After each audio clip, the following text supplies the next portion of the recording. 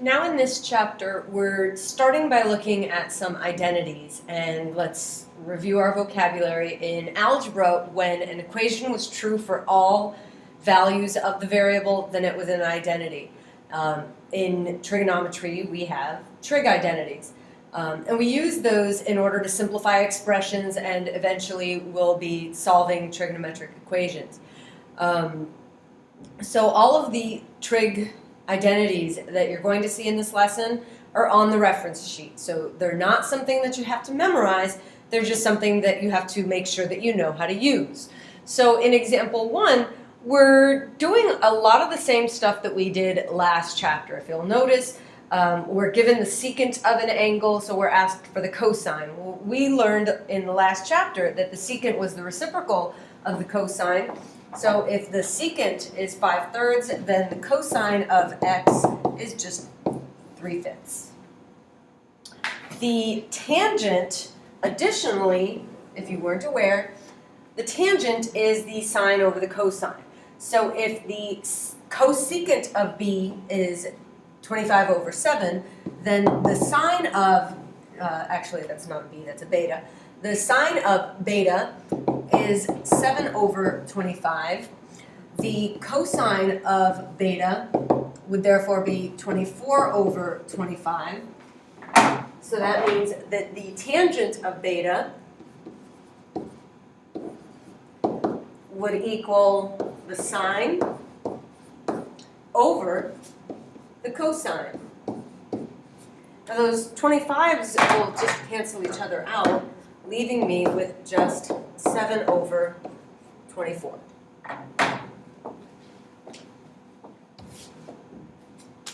The Pythagorean identities are so named because, if you look at them, they start off with the sine squared plus cosine squared equals 1 Pythagorean identity, and then they kind of build from there.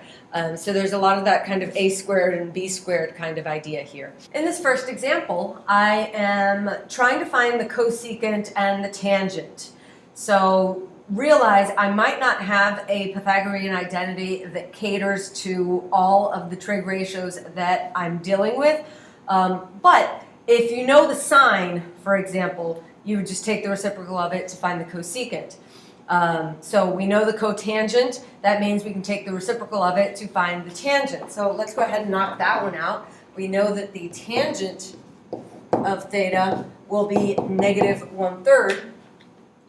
And so they're telling us that the cosine is negative, and if you recall that tangent of theta equals sine of theta over cosine of theta, by their telling us that the cosine is negative, they're also telling us that the sine is positive. All right, so I'm going to eventually be finding the cosecant. I know the cotangent, I'm trying to find the cosecant, so that third identity might be my best, most efficient way of solving this problem. So cotangent squared is -3 squared plus 1 equals cosecant squared of theta. So -3 squared is 9, 9 plus 1 is 10. And when I take the square root of both sides, I'm only interested in the positive root because, again, we've already determined that the sine is positive. So if the sine is positive, so is the cosecant. That means that the cosecant of theta is the square root of 10. So this and this are the values I was looking for. In the second example, I'm trying to find the cotangent and the secant. I'm told the sine. I'm also told that the cosine is positive. So since I know that the tangent is sine over cosine, I'm going to use the first Pythagorean identity. So sine squared of x is 1 over 36 plus cosine squared of x equals 1. So cosine squared of x is 1 minus 1/36, which is therefore 35/36. When I take the square root of both sides, I'm only interested in the positive root because we know that the cosine is positive. So the cosine of x is radical 35 over 6. The secant, therefore, is the reciprocal of that. So secant of x is 6 over radical 35. So we would just rationalize the denominator and get 6 radical 35 over 35. That's our secant. And then we were asked for the cotangent. So the cotangent is going to be cosine over sine. So that'll be radical 35 over 6 divided by 1 over 6. This is the cotangent of x.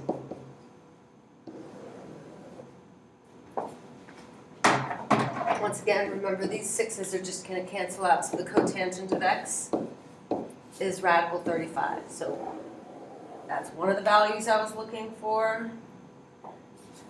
Oops.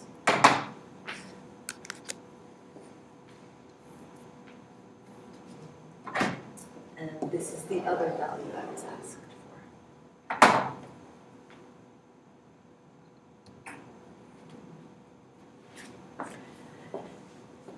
In the last chapter, one of the observations that I tried to help you make note of is that when we have a right triangle, the acute angles have a very special relationship, and that is that the sine of one of the acute angles is the cosine of the other.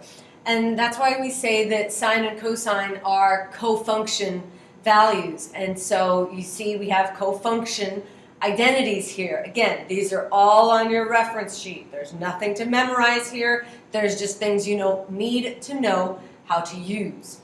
Okay, so I am told that the sine of x is negative 0.37. I'm asked for the cosine of x minus pi over 2.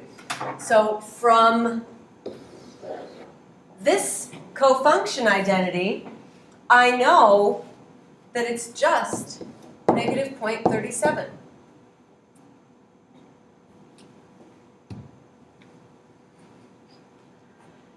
Here we're using our identities to simplify an expression. So I have secant, I have tangent, I have sine. The instructions, notice, said simplify by rewriting using only sine and cosine. So I'm going to rewrite everything in terms of either sine or cosine. Secant, we know, is 1 over cosine. Tangent, we know, is sine over cosine.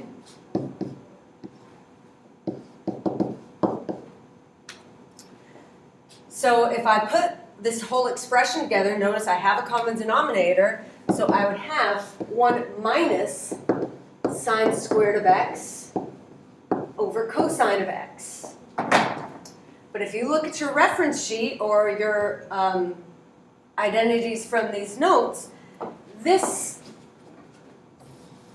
Pythagorean identity here, if sine squared plus cosine squared equals 1, it should make sense that if I subtract sine squared from both sides, then that's cosine squared. So I can replace 1 minus cosine squared with cosine squared of x over cosine of x, and this reduces to just cosine of x. In example 5, I noticed that cosecant of pi over 2 minus x sure looks like one of my cofunction identities, so I refer back to my screen and I find that the cosecant of pi over 2 minus theta will equal the secant of theta. So I have negative secant of x in this instance now minus tangent squared of x times secant of x. The instructions said I'm going to simplify by factoring. Hopefully now you see that. I'm going to factor out this negative secant x and get 1 plus tangent squared of x. That 1 plus tangent squared of x sure looks like some thing I've used today. This tangent squared plus 1 that you see at the top of the screen in the middle, that's equivalent to secant squared. So this equals negative secant x times secant squared of x, which means my final answer is negative secant cubed of x.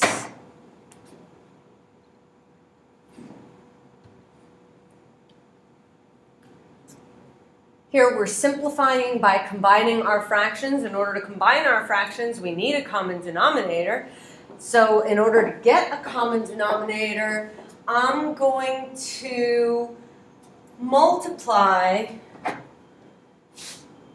this first fraction by 1 minus sine of x, because in doing so, I'm going to end up with 1 minus sine squared of x, which will yield cosine squared of x. Okay, so this first fraction, I'm multiplying by 1 minus sine of x on the top and bottom, which means in order to then have my next fraction have the same variable, I need to multiply it by cosine of x.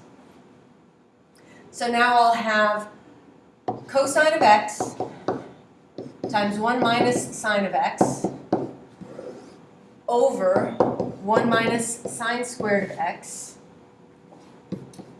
plus cosine times 1 plus sine of x over cosine squared of x.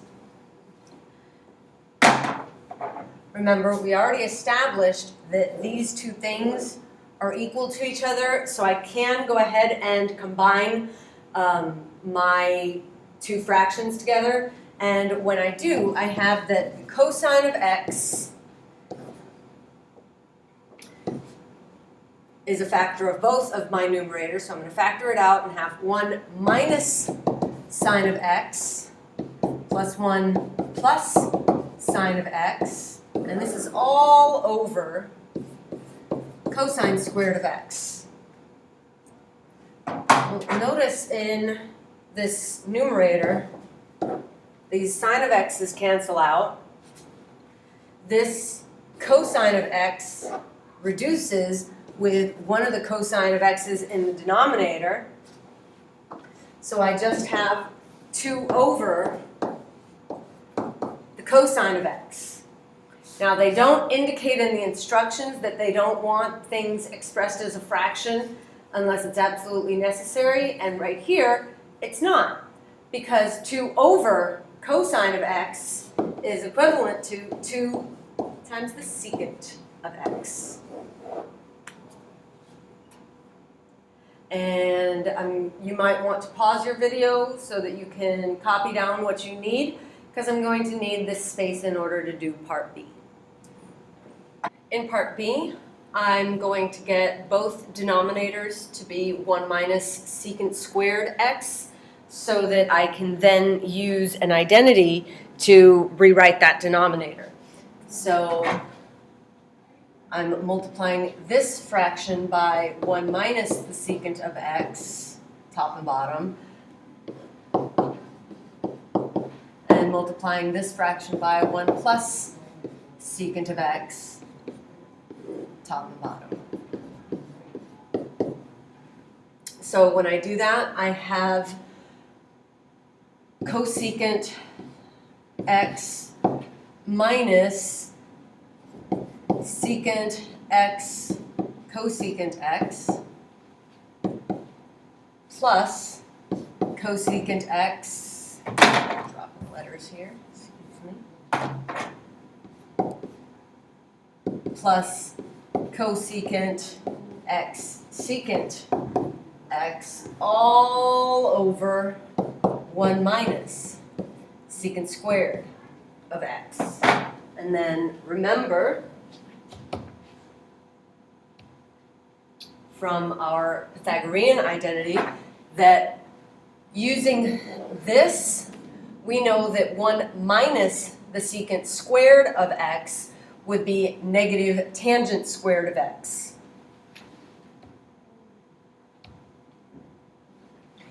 So this is now negative tangent squared of x, and in my numerator, things clean up a bit. This cancels with that, and I've got 2 times the cosecant of x over negative, let's just throw that negative sign out and back, tangent squared of x.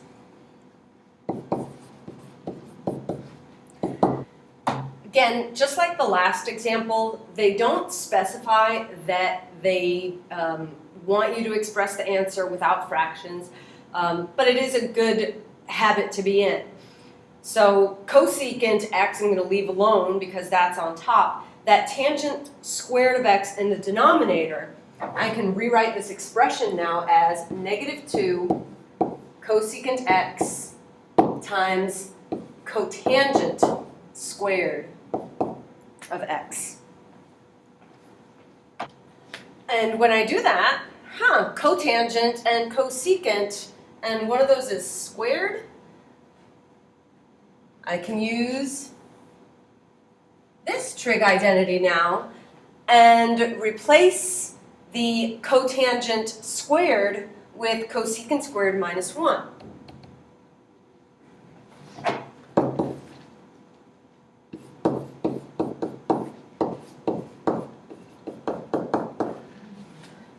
And so now finally, I've got negative 2 times the cosecant of x to the third plus 2 times the cosecant of x. And I've got this expression now in just terms of one function. Finally, in example 7, we are rewriting it to eliminate fractions. And in part A, I notice that denominator is 1 minus the sign of x, and I can multiply top and bottom by 1 plus sign of x in order to eventually use a Pythagorean identity. So when I do, I have cosine squared of x times 1 plus sine of x over 1 minus the sine squared of x, which we know is cosine squared of x. Oh, well, that's kind of convenient. Those things cancel out, and I'm just left with 1 plus the sine of x. In part B, in order to get rid of that in the denominator, I'm going to multiply top and bottom by secant of x minus tangent of x.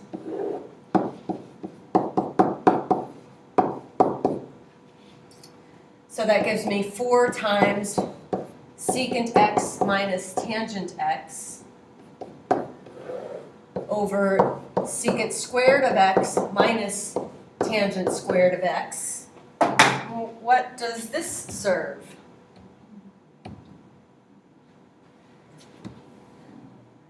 Back here, I know secant squared minus tangent squared is just 1.